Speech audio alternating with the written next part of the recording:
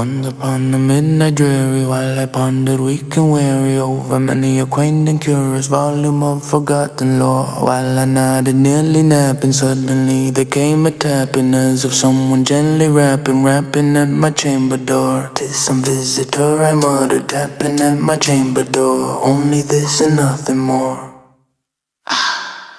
Distinctly I remember it was in the bleak December, and each separate dying ember wrought its ghost upon the floor. Eagerly I wished tomorrow, vainly I had sought to borrow from my books a cease of sorrow, sorrow for the lost Lenore, for the rare and radiant maiden whom the angels name Lenore, nameless here forevermore.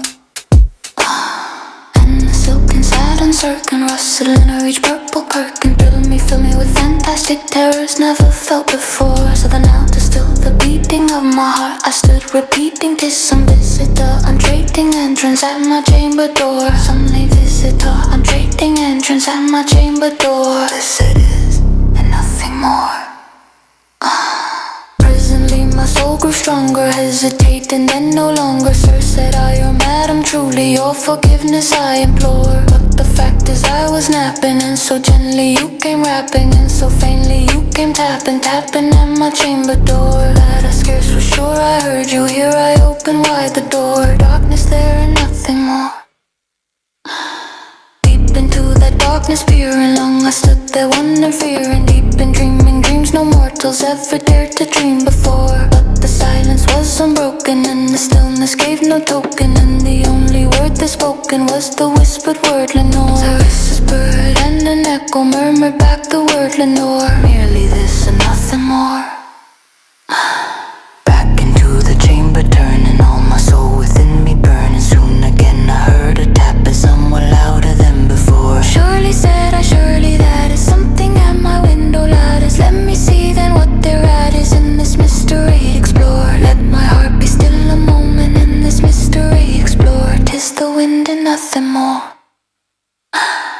Open ear I flung the shutter, when with me a flirt and flutter, in there stepped a stately raven of the saintly days of yore. Not the least obeisance made he, not a minute stopped to state he, but with mien of lord or lady, perched above my chamber door, perched upon a bust of palace just above my chamber door, perched and sat and nothing more.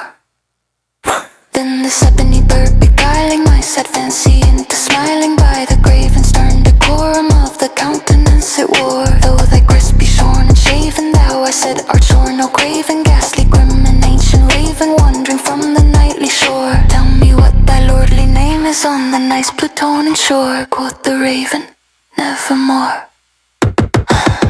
Much I marveled this ungainly fowl to hear discourse so plainly, though its answered little meaning, little relevancy bore. For we cannot help agreeing that no living human being ever yet was blessed with seeing bird above his chamber door, bird or beast upon the sculptured bust above his chamber door, with such name as Nevermore.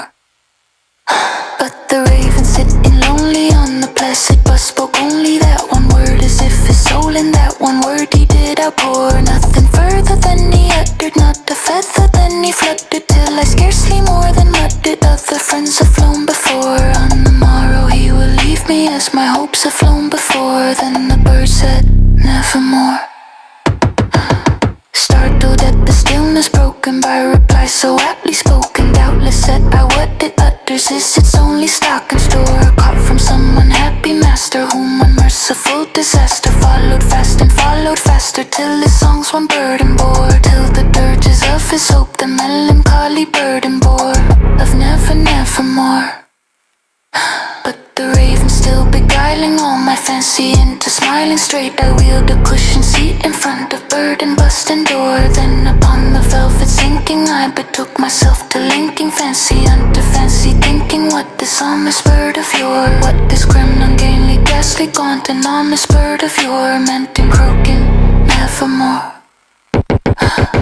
This I sat engaged in guessing, but no syllable expressing to the fowl whose fiery eyes now burned into my bosom's core. This and more I sat divining, with my head at ease reclining on the cushion's velvet lining, that the lamplight glowed to door, but whose velvet violet lining with the lamplight gloating o'er, she shall press on nevermore.